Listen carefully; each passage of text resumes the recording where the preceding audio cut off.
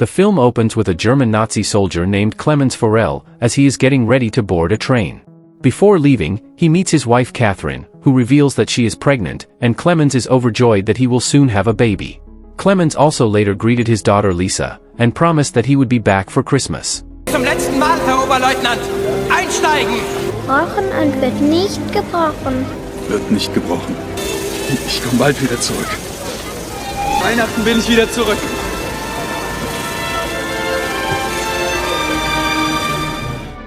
Subsequently, his trip was cancelled as he was accused of war crimes by the Soviets. He was found guilty of crimes against partisans, and in 1945, was sentenced to 25 years of hard labor in a gulag labor camp in the Siberian region of the Soviet Union. To cut a long story short, Clemens later found himself on a crowded train and sitting on the floor. Soon a man woke him up, telling him that it was his turn to warm up. All prisoners had to endure extreme cold conditions and were given only the bare minimum of clothing and food, so it's no wonder many prisoners died after the long journey across the continent. At the stop, each person is required to carry 4 logs. But Clemens begins to hallucinate seeing his wife and child, causing him to lose focus. To the point that he unconsciously takes more than 4 logs, which makes him treated harshly by Soviet soldiers. Long after this scene, at Clemens' house, a mailman delivers a letter which is then received by his daughter Lisa. The girl then rushes to give it to her mother expecting it to be from her father, but the letter is not from Clemens but from the Red Cross. They say that although Clemens is on the wanted list, there is no information about the Russian military tribunal, which means that the Red Cross knows nothing. Meanwhile, the baby that his wife was carrying was born and it was a boy. On the other hand, the prisoners finally left the station, and walked in a long queue in the cold weather.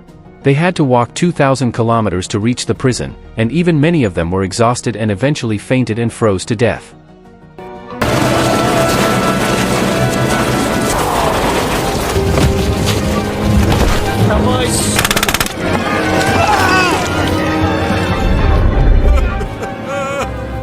After many miles of traveling, they finally reached the barracks, and were told to line up for inspection.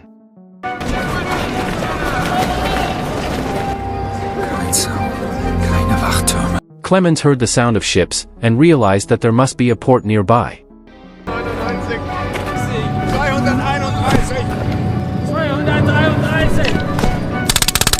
Soon after, one of the guards named Lieutenant Kamenev, who was overseeing everything, commented that only the strongest would survive. This was a labor camp in Siberia where German prisoners of war were held. Although there were no fences or strict guards, but as far back as this place was established, not a single prisoner dared to escape. Because even if someone managed to escape, in the -40-degree cold of the Arctic Circle, without food and warmth, they would freeze or starve to death in no time. However, this one Nazi soldier, Clemens, was determined to break free and return home to his wife and daughter. Soon, Clemens Forel got his chance to escape. First he followed the conveyor belt and managed to sneak out. Then he kicked a wooden plank under the wheels and quickly climbed into the coal carriage. The coal wagon began to move slowly, and when Clemens Forel saw the starry night sky, he couldn't help but smile. Finally, he could go home. But in the next moment, the coal car suddenly stalled and stopped because it was stuck on a wooden pole. Clemens Forel had no idea what was going on outside, so he peeked out cautiously. Unfortunately, one of the Soviet guards spotted him and Clemens was recaptured. The consequence of escaping here was being locked up in an open-air dungeon. Unfortunately, the weather was not favorable. It rained relentlessly and mercilessly. However, even in such freezing weather, Clemens Forel stayed put for 3 days and nights. Lebst du noch, plenny Forel? Ja. Lauter! Herr Oberleutnant! But that wasn't the worst part. When the prison director released him, he arrogantly told him, "Your comrades are waiting for you." Only when Clemens Forel returned to the mine did he understand the meaning of those words.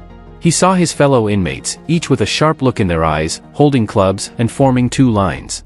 Because of his escape, they were all denied food and starved for 3 days. This innocent punishment prompted them to raise their angry truncheons and beat the weakened Clemens Forel brutally until finally, he fainted.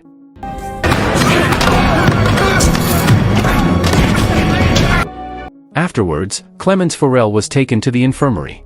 The doctor treating him was also a prisoner of war, but fortunately, he shared the same ideals as Clemens Forel and greatly admired his courage to escape. So, he gave him specialized medical treatment. However, Clemens Forel begged the doctor to help him escape once again.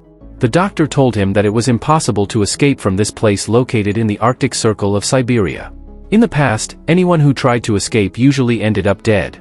This doctor also revealed a shocking secret to Clemens Forel: even those who had no intention of escaping would eventually die.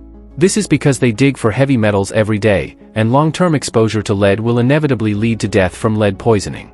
Since death is inevitable, the doctor suggested taking a chance and trying to escape for better luck. Determined to help to the end, the doctor decided to help Clemens Forel escape. He quickly took off his sweater and grabbed fur boots and warm clothes from the wardrobe. Then told Clemens Forel to put the clothes on immediately. The doctor told him that there were food supplies hidden along the railway line, and then gave him a pistol, urging him to use it when necessary. These supplies were originally prepared by the doctor himself for his own escape. However, a month ago, he was diagnosed with cancer, and with his weakened condition, he would not be able to survive the extreme cold. The doctor also gave Clemens Forel a lunchbox with his home address written on it, entrusting him to inform his family of his death if Clemens was lucky enough to manage to escape. With that, Clemens Forel set his foot on the escape route once again under the cover of night.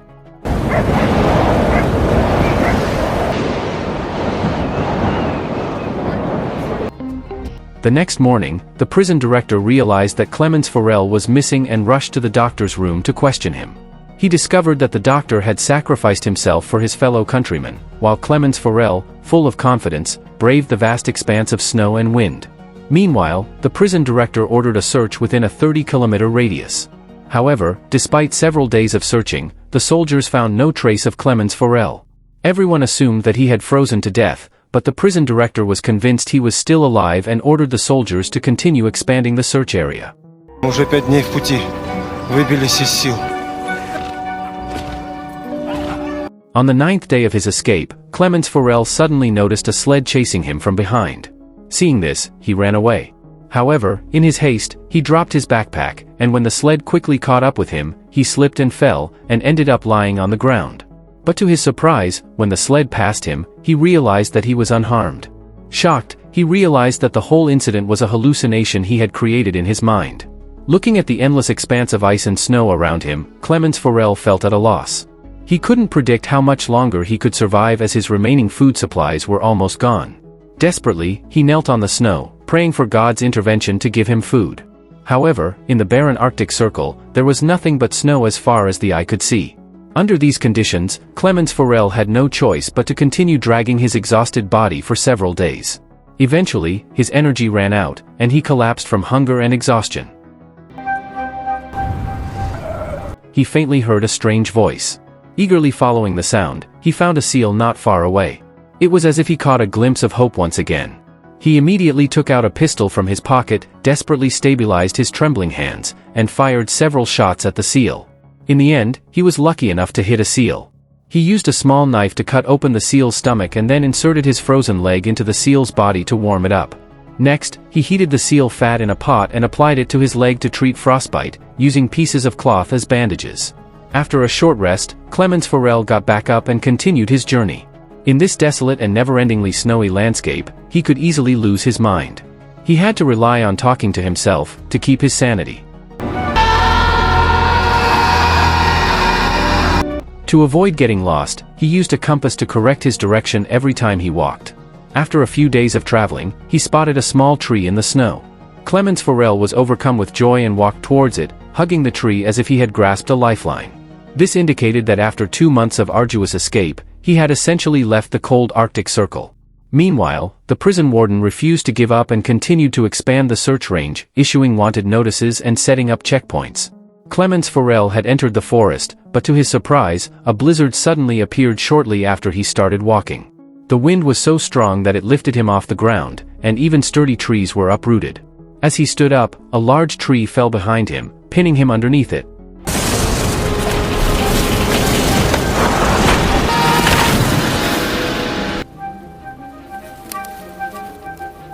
Fortunately, 2 gold miners who were passing by saved Clemens Forel from his predicament. And so, the 3 of them helped and supported each other as they traveled together. As the rejuvenation season arrived, they decided to travel down the river in makeshift rafts. They enjoyed the beautiful scenery and engaged in lively conversation, sharing their life stories. However, the river suddenly became turbulent, and Clemens Forel and Mattern could not control the direction of the raft. Eventually, Semjon lost his balance and fell into the river. Seeing Semjon almost drowned by the rushing water, Clemens Forel disregarded his own safety and immediately jumped in to save him.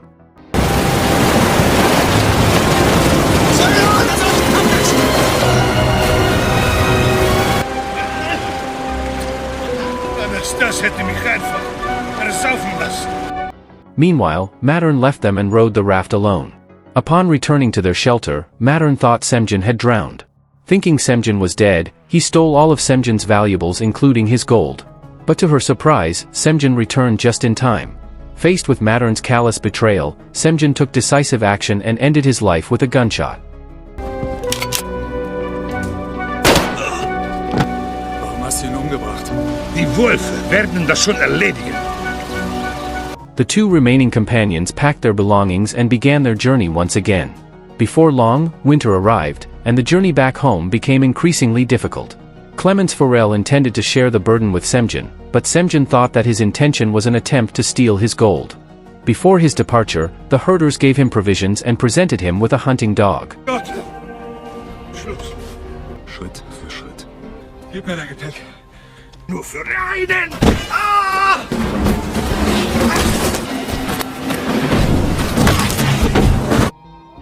And then arranged for Clemens Forel to catch a train to Germany. With his homecoming in sight, a smile spread across Clemens Forel's face. However, he didn't realize that the owner of the lumber mill had reported him. The prison warden had gathered soldiers and was waiting at the train station.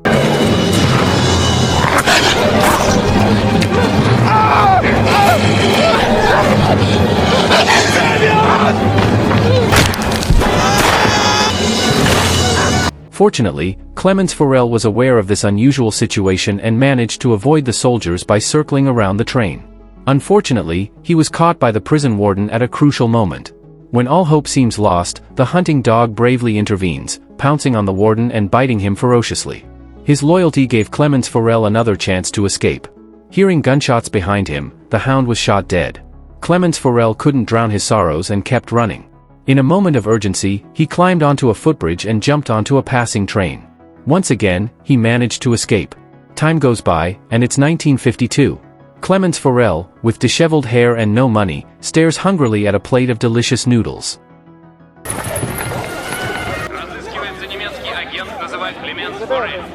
Ему вот такой маленький кости хватит. Вот моя собака тебя любит.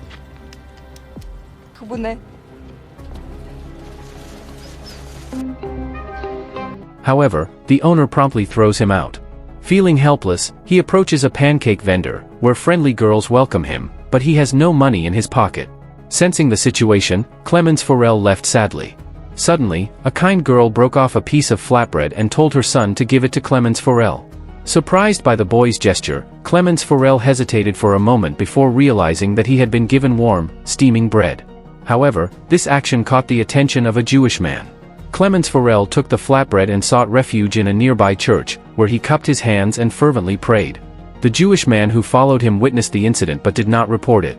Instead, as a former prisoner of war, Clemens Forel was taken to his home. After freshening up, Clemens Forel changed back to his original appearance.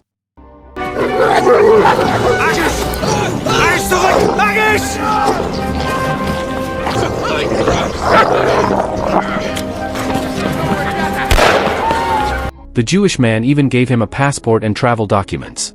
With passport in hand, Clemens Forel arrived at the Soviet border. After an inspection, he was indeed allowed to pass.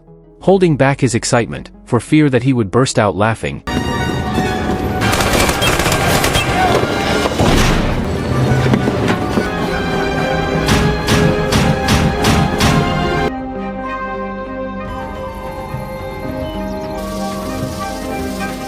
he finally tasted freedom.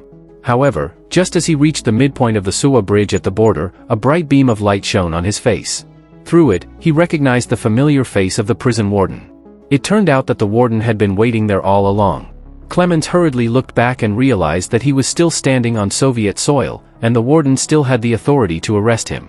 Clenching his fists, Clemens Forel felt a deep sense of injustice. His years of arduous escape seemed futile. However, to his surprise, the warden stepped aside, paving the way for him. Clemens Farrell could not believe it, but he walked cautiously. The warden, being a soldier, had ultimately been won over by Clemens Farrell's 7 years of courageous escape. That was why he chose to let him go. But as a soldier, he was the ultimate winner. And so, Clemens Farrell smoothly passed through the checkpoint. Overcoming various obstacles, he finally returned to the home he longed for. He observed his family's every move from outside the window, and the heartwarming scene moved Clemens Farrell deeply. At that moment, his wife and daughter were getting ready to go to church to pray, and Clemens Farrell quietly followed behind them. Just then, his daughter seemed to feel something. She slowly turned around and suddenly saw her long-lost father. The two of them embraced each other with great joy. His wife also approached, gently caressing her husband's face. The reunion before their eyes felt like a dream. The family burst into tears. Perhaps this is the true meaning of life. If you enjoyed this video, don't be shy, hit the like button, and if you disliked it, hit the dislike button twice just to be sure. You should watch the full movie. Thank you very much for watching.